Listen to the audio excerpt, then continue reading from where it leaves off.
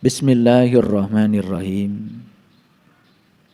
Assalamualaikum warahmatullahi wabarakatuh. Alhamdulillahillazi nuri qulubana wa binuri ma'rifati wal isbatul yakin. Wa adkhilnal ma'al awliya'i was solihin wasyuhada wasyiddiqin. Asyhadu an la ilaha illallah wahdahu la syarikalah rabbul alamin.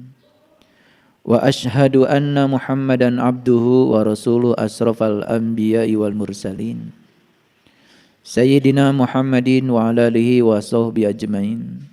Subhanaka la ilma lana illa ma 'allamtana innaka antal alimul hakim.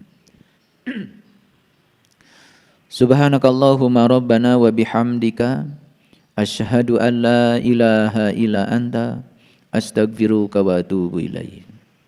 Astaghfirullahaladzim. Astaghfirullahaladzim. Astaghfirullahaladzim. Allazi la ilaha illa huwal hayyul qayyum wa atubu ilaih min jami'il ma'asi wa dzunub la haula wala quwata illa billahil aliyil azim. Agama itu bukan hanya ritual. Ritual dalam agama bukanlah tujuan.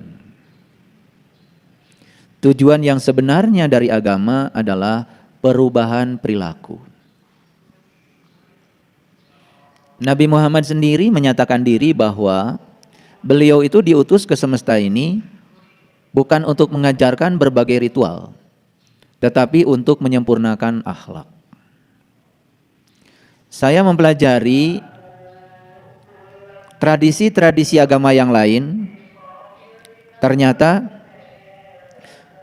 hampir sama bahwa tujuan beragamanya mereka itu adalah satu, yaitu merubah perilaku.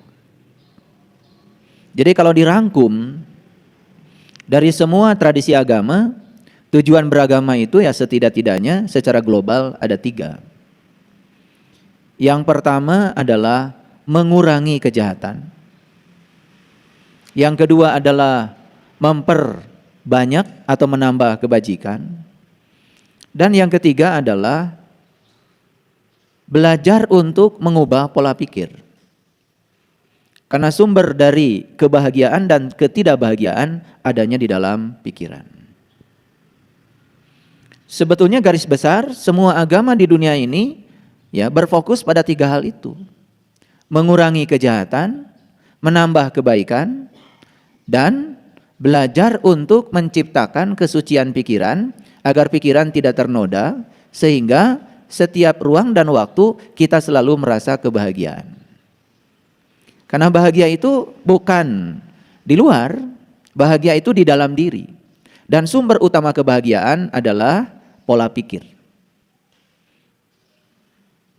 Karena pola pikirlah yang telah menciptakan berbagai harapan. Dan harapan-harapan itulah yang suka menghancurkan kebahagiaan. Sudah terbukti dan berulang kali saya sampaikan bahwa dalam kehidupan sehari-hari kita, sumber ketidakbahagiaan kita adalah harapan-harapan kita.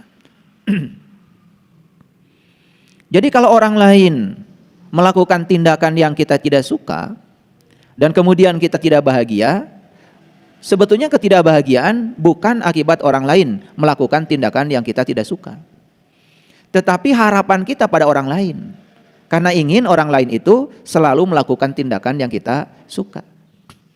Jadi sumber utamanya sebetulnya bukan tindakannya, tetapi adalah harapan kita sendiri. Saya sakit hati karena saya dibohongi. Tuh. Karena kita punya harapan agar orang lain jangan berbohong. Kan sebetulnya sakit hati karena dibohongi bukan karena orang yang berbohong itu penyebab kita sakit hati. Karena kita punya harapan agar orang lain tidak berbohong. Saat orang lain berbohong, harapan tidak sesuai dengan kenyataan, maka kita sakit hati. Silakan tunjukkan pada saya, apa sumber kebahagiaan, sumber ketidakbahagiaan yang berasal dari orang lain? Gak ada. Tidak ada ketidakbahagiaan yang ditimbulkan oleh sesuatu yang di luar diri. Semua ketidakbahagiaan adalah diciptakan oleh diri kita sendiri. Pencipta ketidakbahagiaan atau pencipta kebahagiaan adalah pikiran kita sendiri. Hampir semua orang, ya, kalau ditanya apakah Anda ingin bahagia, semua selalu mengatakan saya ingin bahagia. Dan lucunya bahagia itu sering dikaitkan dengan senang. Padahal senang dan bahagia dua hal yang berbeda. Senang itu mendapatkan, senang itu berhubungan dengan indrawi, senang itu berhubungan dengan segala hal yang kita ingin, sedangkan kebahagiaan sangat berbeda. Karena kebahagiaan itu sebetulnya adalah selesainya kita dengan diri kita sendiri, saat dimana pikiran kita sudah tidak tercela lagi. Jadi oleh karena itu, setelah saya belajar semua tradisi agama, ternyata semua agama itu tujuan akhirnya ya tiga tadi itu. Mengurangi kejahatan, karena kejahatan itu tidak pernah bisa dihilangkan, yang bisa itu dikurangi. Sejak zaman para nabi, para rasul, kan yang abadi itu cuma tiga. Satu kejahatan, dua kebaikan, tiga waktu. Itu yang abadi. Jadi sampai nanti suatu saat kejahatan dan kebaikan itu akan tetap ada. Karena tidak ada kejahatan kalau tidak ada kebaikan. Tidak ada kebaikan kalau tidak ada kejahatan. Hilang salah satunya, hilang dua-duanya. Makanya yang abadi di semesta ini adalah kebaikan, kejahatan, dan waktu. Ini pahami. Jadi sehebat-hebatnya orang, ya, berdakwah tidak akan pernah bisa menghilangkan kejahatan. Yang bisa dilakukan hanya mengurangi kejahatan. Makanya gunakan kata yang tepat kalau bicara. Dan yang kedua, menambah kebajikan. Kapan kita menambah kebajikan? Kalau kebajikannya sudah ada. Yang belum ada, tentu saja bukan menambah. Kita dikatakan menambah mobil, kalau mobil kita sudah ada. Kalau baru beli, nah itu namanya bukan nambah. Jadi menambah kebajikan itu artinya kebajikan kita dari hari ke hari terus bertambah. Bukan baru membuat kebajikan bertambah. Nah, kenapa harus ada yang ketiga? Karena yang ketiga ini adalah penyempurnanya. Memiliki pola pikir yang tidak tercela itu penyempurnanya. Karena apa?